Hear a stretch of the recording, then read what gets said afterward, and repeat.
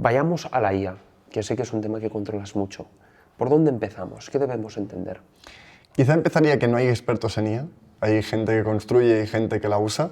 Es la primera diferencia, porque la IA va muy rápido y es un mercado que lleva muchos años, y hablar de IA es hablar de muchas cosas a la vez. Es hablar de LLMs, es hablar de modelos, pero también es hablar de Machine Learning y de Computer Vision. Entonces, pondría diferencia para no crear este estigmatismo, si lo digo bien, Sigma, pero sí. como de experto en IA, porque es una tecnología tan rápida y que, por ejemplo, yo he empezado mi carrera profesional, por así decirlo, en tecnología en cripto. Y es una tecnología que va muy rápido. Era una tecnología que cada semana, cada día, habían cosas. Pero el ritmo de la IA, eso sí que es una locura. Es como, cada día tienes información como para un vídeo de 1 hora de lo que está pasando. En tantos niveles, de tantos frentes abiertos, que es una tecnología de verdad exponencial. Entonces, me apasiona, me fascina, porque todo lo que tiene que ver con esta exponencialidad, pues conecto mucho con ello. Y últimamente es donde paso mucho tiempo. Realmente desde la llegada de ChatGPT me ha absorbido muchísimo, y gran parte del contenido que últimamente estoy creando tiene vinculación con IA, porque está en ese momento de interés, pero también de impacto en el día a día de las personas. Creo que estamos en un momento de, igual que Bitcoin al principio era de nadie conocerlo a que hoy la mayoría lo entienden, este salto, aquí había una gran necesidad de comunicación y divulgación. Sigue existiendo, pero ese gap ahora lo veo en IA. Veo que lo que viene es una auténtica locura, y que la conciencia y la preparación de las personas está muy por debajo a lo que se requiere para poder aprovecharlo. Diríamos que estamos ante una ola que o ya nos va, o ya nos ha llegado, aún tenemos tiempo para aprovechar. Ya nos ha llegado. Ya nos ha llegado. Ya nos ha llegado. Y todo lo que nos imaginábamos que sería posible ya está aquí. Entonces, no sé, quizá para poner un poco retrospectiva de dónde estamos y qué es esto de la IA, porque creo que es útil. A mí siempre me gusta como hilar las cosas con una historia coherente para poner contexto a las cosas. Porque si no es como tienes focos de conocimiento dispersos, y el conocimiento solo se convierte como en sabiduría o cosas que entiendes cuando las interconectas con otras cosas. Si no tenemos como conexiones y contexto, está un poco vacío. Totalmente. Entonces, la IA aparece en los años 50. Entonces ya volvemos otra vez más como muy atrás. Y nace de Alan Turing, que es uno de los fundadores o pioneros de la criptografía y de las criptomonedas, pero también del primer ordenador moderno para descifrar Enigma, ¿no? En la Segunda Guerra Mundial. Era la primera herramienta de computación capaz de ejecutar programas o scripts, ¿no? De forma automática. Y después de ese invento creó un artículo que era si las máquinas pueden llegar a pensar. Era como esa la filosofía. Y reflexionaba de que, hostia, lo que hemos construido son principios básicos de cómo funciona el cerebro, que puede actuar de forma autónoma. Y empezó a visualizar un futuro donde habría un día donde la máquina sería más inteligente del ser humano. Esto promovió el boom de la visión de la inteligencia artificial, que se acuñó como término en Dartmouth, una universidad en el 56, y ahí empezó la primera ola que acabó en nada, porque no había el cómputo ni los datos necesarios.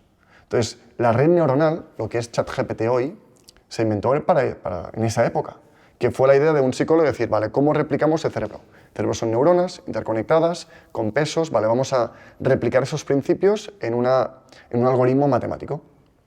Para que esto funcione, la cantidad de cómputo y de datos que necesitas es una locura. Entonces se tomó el camino de sistemas expertos, que es intentar replicar la toma de decisiones que tienes tú para afrontar un problema, tipo un médico. ¿Cómo sabes si tienes, qué sé, pulmonía? Pues primero te mira algo, ¿no? Y es un sí o un no. Y después otra pregunta, sí o no. Y creas como un árbol de decisiones que un ordenador puede seguir. Es como sí, no, sí, no. Por eso el ajedrez llegó mucho antes que la creación de texto, que ChatGPT. El ajedrez es un sistema experto, es un árbol de decisiones. Y por eso es imposible vencer a un ordenador, porque puede probar todas las opciones y llegar a una conclusión. Ahí recuperamos el pico de esta tecnología con Deep Blue en el 97, que fue el ordenador de IBM que ganó el campeonato contra Kasparov. Kasparov. Y tenemos... Pero ahí, bueno, nos quedamos como en el pico de los sistemas expertos. Y recuperamos la visión y el entusiasmo por la IA con un problema que es AlexNet, o un problema. Es una competición que se hacía en Estados Unidos, que venían universidades y equipos para competir a ver quién creaba el mejor sistema de visión por computador. Entonces, una cámara, un ordenador que pudiera entender lo que está viendo. Y todos utilizaban sistemas expertos, ¿no? Como modelos súper complejos, con mucho código, con muchas decisiones. Entonces, tenías que completar la falta de inteligencia con normas. Y si yo te pregunto, ¿cuál es, si viene un alienígena, ¿no? Aquí le tenemos que explicar qué es un gato sin que lo vea, ¿cómo se lo defines? ¿Qué es un gato? Es como un gato, la idea y el concepto de gato es mucho más completo de lo que podemos llegar a redactar. No se puede poner en normas. ¿Por qué un niño entiende que es un gato? Porque lo ha visto. No tiene unas normas. Entonces, ha encontrado un patrón y puede saber que es un gato aunque lo vea de espaldas, aunque vea una cola, aunque lo vea sin pelo, ¿no? Un ordenador, si tú dices que es un animal de 4 patas con pelo, si tiene 3, ya no podrá detectar que es. Entonces, esa necesidad de expandir la capacidad de entender una idea no era posible con los sistemas tradicionales. Y crearon una red neuronal, que básicamente es, oye, yo te doy imágenes, te digo, esto es un perro, esto es un gato. Y tú los vas procesando. ¿Y qué vas a buscar? Patrones. Y vas a encontrar patrones. Yo no voy a entender en qué te fijas. Tipo, las redes neuronales a veces se fijan en cosas que para el humano no es un concepto. Esto es muy interesante porque son como si fuera una tabla de DJ y tienes como esos botones que puedes subir y bajar. Estos son como las neuronas. Y a veces desactivas una neurona y le pasa algo al gato que no entiendes porque nosotros diríamos, me fijo en las orejas, me fijo en la nariz, me fijo en los... Pero se fija en algo, en un patrón que el ser humano no es capaz de ver. Entonces, claro, cuanto más amplia la red neuronal, más patrones del mundo detecta que no son imperceptibles para el ojo humano. Entonces, acaba siendo un crack en diferenciar entre un gato y un perro. Es la primera versión. Y ahí fue el boom. Google entró de lleno, Meta, en redes neuronales, que lo impulsó, de hecho, Ilya Sutskever, que fue el CTO de OpenAI, estaba en el equipo de AlexNet. Creo que fue en 2012.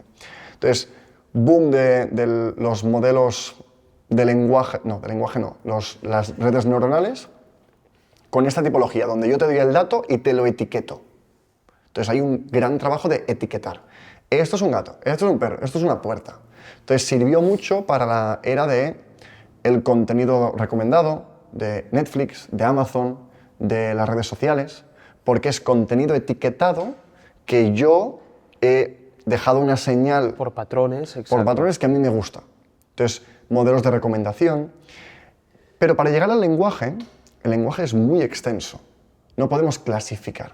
Entonces, teníamos que tener algo que fue el Deep Learning, donde básicamente tenemos una red neuronal enorme con cientos de gráficas de GPUs para consumir y gastar y gastar y gastar. Y lo que haces es, tú le das datos y no le etiquetas nada. Y dejas que el modelo encuentre los patrones por sí solo. Yo te doy imágenes y no te digo si esto es un gato o si esto es un perro. Entonces, el modelo no sabe nada. No sabe que un coche es un coche. No sabe que un gato es un gato. Lo que sabe es que ni lo aprende. Lo que sabe es que la palabra gato está muy vinculada con animal. Y crea como un mapa tridimensional de conceptos interrelacionados. Entonces, lo que hace es predecir la palabra o la imagen o el píxel más probable, pero no entiende el mundo. Predice lo que ha visto tantos patrones que sabe que después de gato, pues tiene sentido hablar de animales, hablar de perros, hablar de... Me explico, ¿no?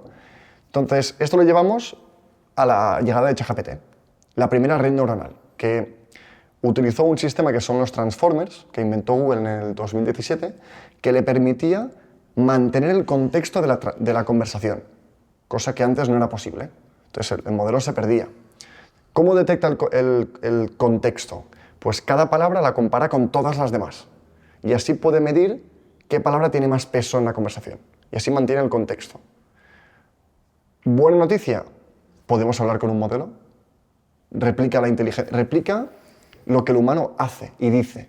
Entonces replica inteligencia. No es real, podríamos discutirlo, pero cuanto mejor es prediciendo y replicando, más inteligente parece.